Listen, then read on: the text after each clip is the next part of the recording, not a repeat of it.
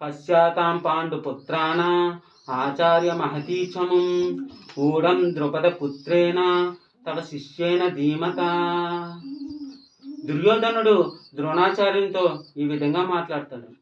ఆచార్య, మీ శిష్యుడైనటువంటి ద్రుపద కుమారుడు పాండవ పక్షాన్ని నిలబడి ఒక మహాసైన్యాన్ని సిద్ధం చేశాడు అని. ద్రుపద కుమారుని యొక్క గురువు ద్రోణాచార్యుడు. ద్రోణాచార్యుడు నేర్పినటువంటి విద్యలు ద్రోణాచార్యుడికే ఎదురు వెళ్ళి నిలబడతాడు, ధర్మం వైపు నిలబడతాడు.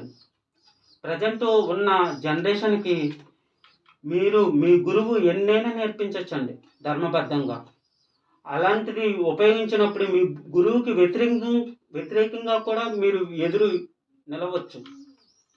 అప్పుడే మీ యొక్క ఔన్నత్యం కూడా బయటపడుతుంది.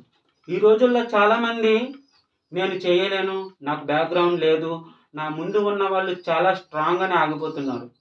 నీ ఎదుట ఉన్న సైన్యం ఎంత పెద్దదైనా నీవు నీ సామర్థ్యాన్ని సరిగ్గా అమర్చుకుంటే అదే నీ విజయానికి మార్గం.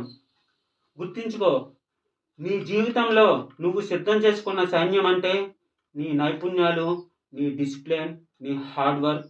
వాటిని సరిగ్గా అమలుపరిస్తే విజయం కూడా మీ వెంటే ఉంటుంది అని భగవద్గీత మీకు చెప్తూ